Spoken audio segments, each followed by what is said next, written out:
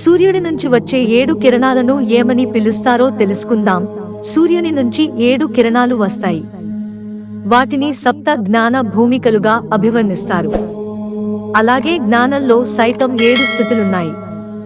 వీటినే సప్త జ్ఞాన భూమికలు అని పిలుస్తారు. అవేంటంటే 1 శుభేచ్ఛ, 2 విచారణ, 3 తనుమానసం, 4 సత్వాపత్తి, 5 అసంశక్తి, 6 పదార్థభావని, 7 తురియం. ఇప్పుడు ఈ 7 తొలి 4 గురించి క్షుణ్ణంగా తెలుసుకుందాం. 1 శుభేచ్ఛ, నాకు బ్రహ్మజ్ఞానం కావాలి అన్న ఇచ్ఛ, నేను శాశ్వత దుఃఖరాహిత్య పదవి పొందాలి అన్న తీవ్ర ఆకాంక్ష. 2 విచారణ, బ్రహ్మజ్ఞాన ప్రాప్తి ఏ విధంగా పొందాలి అన్న మీమాంస. బ్రహ్మజ్ఞాన ప్రాప్తి విధానమే ధ్యానం, స్వాధ్యాయం, సజ్జన సాంగత్యం అని తెలుసుకోవడం. 3 తనుమానసం, ఇంకా విచారణ ద్వారా సాధనా మార్గం తెలుసుకున్నాం గనుక తత్సాధనలో నిమగ్నులై ఉండడమే తనుమానసం. అంటే ధ్యాన, స్వాధ్యాయ, సజ్జన సాంగత్యాలకు ఏ రోజూ విఘ్నం లేకుండా గడపడం. అదే తనుమానసం. 4 సత్వాపత్తి, శుద్ధ సాత్వికం సాధించడమే సత్వాపత్తి. అంటే తమోగుణం, రజోగుణం అన్నవి పూర్తిగా శూన్యమైన స్థితి. ఇక మిగిలింది శుద్ధ సాత్వికమే.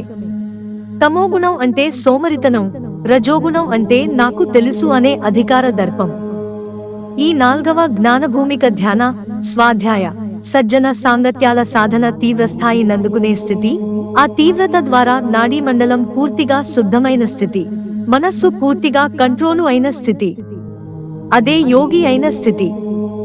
అహం బ్రహ్మాస్మి అని చక్కగా సిద్ధాంతపరంగా తెలుసుకున్న స్థితి, బ్రహ్మవిదుడు అయిన స్థితి. అసంశక్తి, దివ్యచక్షువు ఉత్తేజితమవుతున్న స్థితి. తనువు మరి సంసారం రెండూ తాత్కాలికమైనవే అని సంపూర్ణంగా తెలుసుకున్న స్థితి. కనుక ఈ రెంటి మీద పూర్తిగా అనాసక్తి పొందిన స్థితి, అదే అసంశక్తి. దీన్నే పద్మపత్రమివాంభస అన్నాడు కృష్ణుడు గీతలో.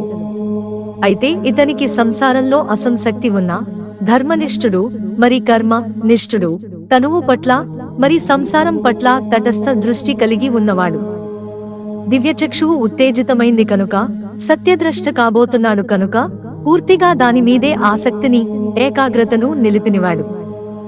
ఇదే అసంశక్తి. ఇతనినే బ్రహ్మవిద్వరుడు అంటాం. పదార్థభావని అంటే దివ్య చక్షువును క్షుణ్ణంగా ఉపయోగించుకుంటున్నవాడు.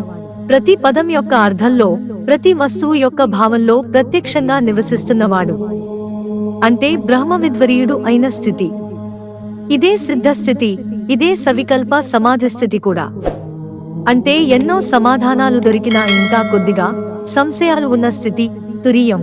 ఇది మానవుని పూర్ణ వికాస స్థితి, సిద్ధుడు బుద్ధుడు అయిన స్థితి. అందరినీ యోగులుగా, సిద్ధులుగా, బుద్ధుళ్లుగా మలచడానికి కంకణం కట్టుకుని తత్పరిశ్రమలో పూర్తిగా నిమగ్నమై ఉన్నవాళ్లనే బుద్ధుడు అంటాం.